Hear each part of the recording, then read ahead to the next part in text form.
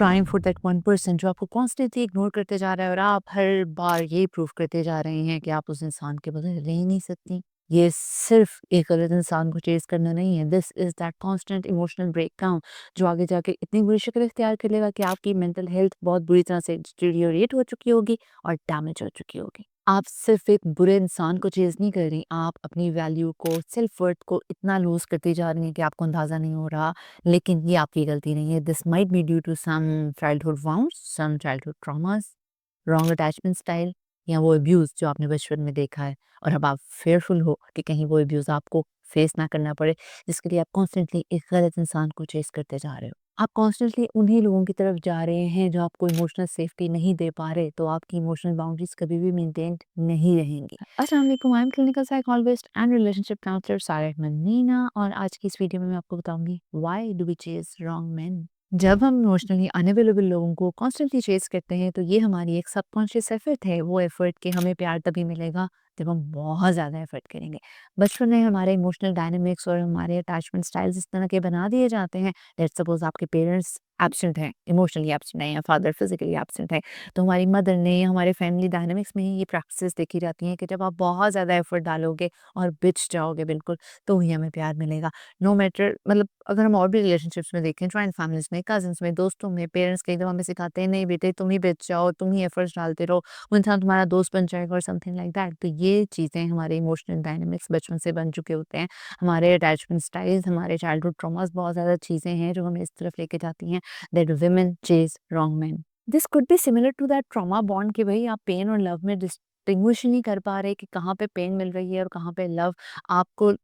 Love नहीं मिल रहा, आप उसको हासिल करने के लिए कितनी मर्ज़ी पेन से गुज़रते हो और आपको अगर वन साइडेड सैटिस्फैक्शन भी मिल जाती है, आपको लगता है कि आपने अपना मैसेज पहुँचा दिया और ये साबित कर दिया है कि आप ही उस इंसान से बेतहाशा प्यार करते हो और लेट्स सपोज़ वो आपको नहीं भी दे रहा लेकिन उसको मालूम हो गया, तो आप उसी पेन को एन्जॉय करना शुरू कर देते हो और उस ट्रॉमा बॉन्ड से बाहर नहीं आ पाते। आप सोच रहे हैं कि आप उस इंसान को इतना चाह रहे हैं लेकिन वो चीज़ आपके कंट्रोल में ही नहीं है कि आप उसको कम कर सकें या वो अगला इंसान ही आपके कंट्रोल में नहीं है। This could be the reaction of your emotional starvation. वो इमोशनल स्टारवेशन या वो इमोशनल लैकिंग या वो जो जज्बात हमारे बचपन में सेटिस्फाइड नहीं हुए होते, वो हम आगे जाके दूसरों के साथ इस तरह के रवैया रखते हैं कि अगला इंसान हमारे इमोशंस को सेटिस्फाई करे या जो हमारी एक्सपेक्टेशंस हैं उसको पूरा करे। और अगर हमें जितनी मर्जी एफर्ट डालनी पड़े अपनी सेल्फ रिस्पेक्ट को कुर्बान करके थोड़ी सी चीज़ें मिल रही हों मेरे रिलेशनशिप्स में, तो हम इस वजह से इस हद तक चले जाते हैं कि हम गलत लोगों को चेज़ कर रहे होते हैं and we are actually begging for love, लेकिन हमें अंदाज़ा नहीं होता।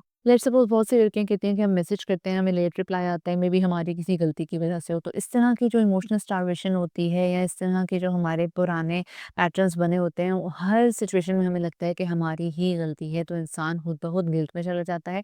पहले रिएक्शन अगले की तरफ से होता है, लेकिन उस गिल्ट में जाके आप फिर बार-बार, बार-बार उस गलती को दोहराते रहते हो और किस हद तक आगे निकल जाते हो अगले को चेज़ करने में, आपको अंदाज़ा ही नहीं होता। आप अपनी वर्थ को अगले इंसान के रिस्पॉन्स से मेज़र करते हैं और जब वो रिस्पॉन्स आपको नहीं मिलता, आपको अपनी सेल्फ वर्थ बहुत ज़्यादा कम लगना शुरू हो जाती है और फिर ऑब्वियसली सेल्फ एस्टीम लो होती है, मेंटल हेल्थ इफेक्ट होती है और आपको लगता है कि वो प्यार तो आपको मिला ही नहीं जो आपकी मेंटल हेल्थ को बेहतर करेगा, जबकि असल में ऐसा बिल्कुल भी नहीं है। जब अगला इंसान डिस्टेंट होना शुरू हो जाता है, your brain is now in a panic state और आपको लग रहा होता है कि आप सर्वाइव नहीं कर पाएँगे, जबकि हकीकत में ऐसा बिल्कुल भी नहीं है। This could be some trauma और